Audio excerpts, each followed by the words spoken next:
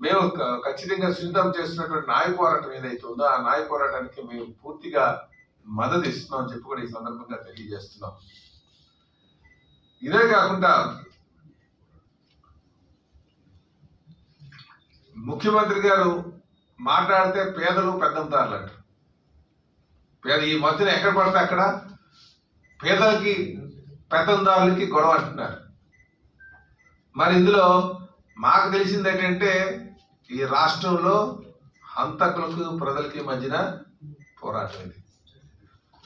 ఒకవైపు హత్య చేసిన వాళ్ళు అధికారంలో ఉన్నారు, వాళ్ళకి ఈరోజు ప్రజలకి ఈ పోరాటం అని చెప్పి మేము తెలియజేస్తున్నాం. ఇదేమి ఈయన అన్నట్టుగా మాట్లాడితే జగన్మోహన్ రెడ్డి గారు ఎక్కడికి వెళ్ళినా పేదలు పెద్దందారులు అంటారు. ఇది పేదలు పెద్దందారులు ఎవరు లేరు ఇక్కడ. పేదలు పెద్దందారుల కన్నా హంతకులకి ప్రజల మధ్యన గొడవ ఇది యుద్ధం అని చెప్పేసి మేము తెలియజేస్తాం. ఎందుకంటే మీరు చూడండి, ఏ సభలోకి వెళ్ళినా సరే సభలో మాట్లాడితే జగన్మోహన్ రెడ్డి గారు పేదవాడి పక్షాన ఉంటాడట. ప్రజలందరూ కూడా ఎవరంటే ప్రతిపక్ష నేతలందరూ కూడా పెత్తందారులు అంటారు. పేదలకి పెత్తందారులకి మధ్యన గొడవ అంటున్నారు. కానీ ప్రజలు మాత్రం అలాగే అనుకోవట్లే. హంతకులకి ప్రజలకి మధ్యన ఇది యుద్ధం అనుకుంటున్నారు. ఇది మీరు గమనించండి. అందుకే ఈ ఎలక్షన్ వచ్చే టైంలో ఎలక్షన్ వచ్చింది కనుక ఖచ్చితంగా ప్రజలు అదే విధంగా అనుకుంటారని చెప్పి తెలియజేస్తూ, అలాగే ఈరోజు సునీతమ్మకి ఈరోజు రాష్ట్ర వ్యాప్తంగా కూడా ఆవిడకి మద్దతు ఉంది. ఇన్ని రోజులు కూడా జరిగిన దాన్ని ఏదో ఎవరో చేశారని జగన్మోహన్ రెడ్డి గారు మాయ మాటలు ఆ మబ్బిలో పడి ఉండొచ్చు కొంతమంది. కానీ ఈరోజు 5 కోట్ల ఆంధ్ర ప్రజానికం అంతా కూడా జగన్మోహన్ రెడ్డి గారి పాత్ర పైన క్లియర్ గా ఒక ఐడియాకి వచ్చేసారు.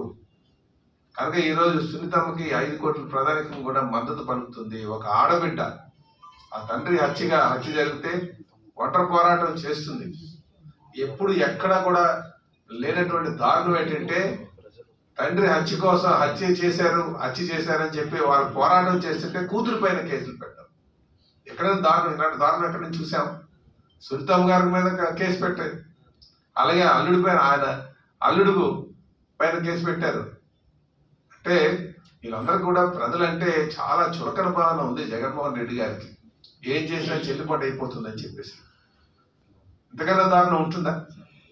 ఒకవైపు తండ్రి చనిపోయాడు, తండ్రిని దారుణంగా హత్య చేశారు.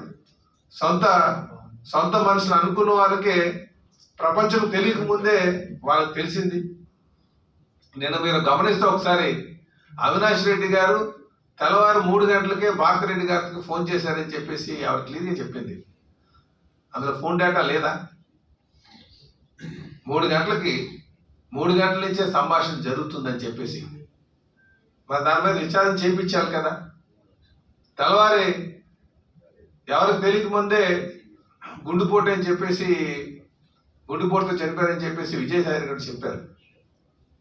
కనుక ఇటు వీళ్ళందరి పాత్ర పైన అనుమానాలు ఉన్నాయి. వాస్తవానికి కూడా వీళ్ళ పాత్ర లేకంటే ఏం లేదు. కనుక సునీతమ్మ గారికి 5 కోట్ల ప్రజానికం కూడా మద్దతు పలుకుతుంది. అందుకే ప్రతి ఒక్కరు కూడా ఈరోజు మన మాన ప్రాణ ధనాన్ని కాపాడుకోవాలంటే జగన్మోహన్ రెడ్డికి బుద్ధి చెప్పాలి. అలాగే సునీతమ్మకి మనం అండగా ఉండాలి.